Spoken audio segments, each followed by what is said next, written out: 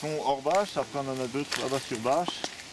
Donc après aussi en général, les cultures sur bâche, surtout les courges et tout ça, ont tendance à mieux pousser mine de rien, c'est marrant. Mais peut-être parce que le sol, il est plus humide, tu vois, ça garde l'humidité les bâches. Et il y a plus de vie en dessous. De toute façon, si tu mets une bâche sur un sol, bon pas quand le sol il est sec comme actuellement, hein, mais quand le sol est un minimum humide, si tu mets une bâche, seulement quelques jours tu enlèves la bâche, tu vois que ça a travaillé en dessous. Il y a plein de choses, le sol a complètement changé en surface, il y a plein de choses qui sont venues remuer tout ça. Mais le mulch aurait fait le même effet? Oui, sous le mulch, ça fait le même effet, mais la bâche va réchauffer le sol, Aussi. que le mulch il va isoler.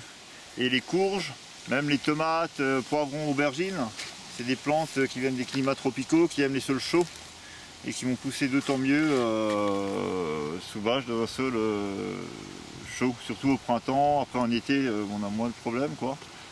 Mais et puis on le remarque, hein. Je vois même mes tomates, je les faisais sous plastique à un moment, j'avais fait moitié-moitié, c'était toujours mieux sous plastique. Puis elles tombent moins vite malades parce que la bâche protège de l'humidité, tu vois, qui remonte du sol, donc tu as moins vite le milieu, etc. Après là, il y a 2 ans, j'ai eu des problèmes de cloporte, donc c'est des décomposeurs qui viennent manger le bois, le fumier, tout ça. Mais de temps en temps, ils aiment bien se faire un peu de chair fraîche quand même. Et ils venaient manger les tomates à la plantation.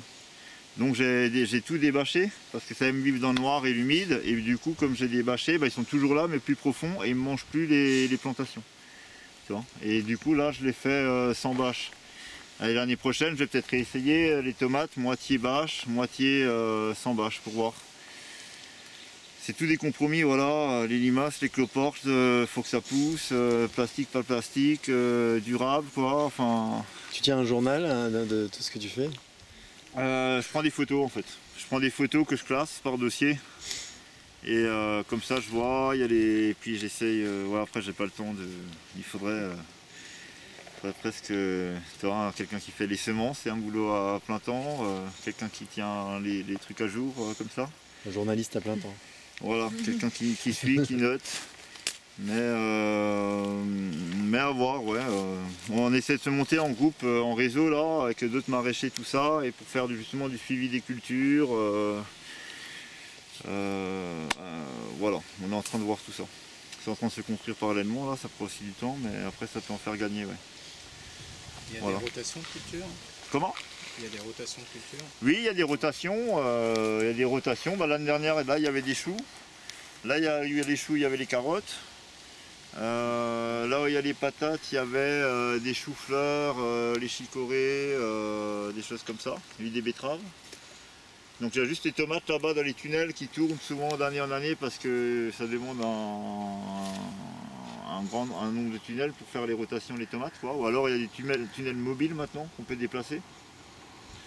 Même celui-là, à la limite, je peux le déplacer, c'est pas trop compliqué. Ça, c'est compliqué à déplacer, tu vois, tu ne déplaces pas comme ça celui-là. Et les tout petits que j'avais en premier, c'est déplaçable, mais c'est pas génial pour les tomates, c'est pas très costaud. Ça va pour les aubergines, les trucs comme ça, mais les plantes hautes, c'est moyen. Donc après, voir. Après, si au bout d'un moment il y a des problèmes, on peut éventuellement déplacer le tunnel ou on met un nouveau tunnel. Si on a assez de tunnels, on peut faire des rotations dans les tunnels, quoi. Mais pour l'instant, dans les tunnels, j'ai du mal à faire des rotations. Voilà, ouais, sur ça.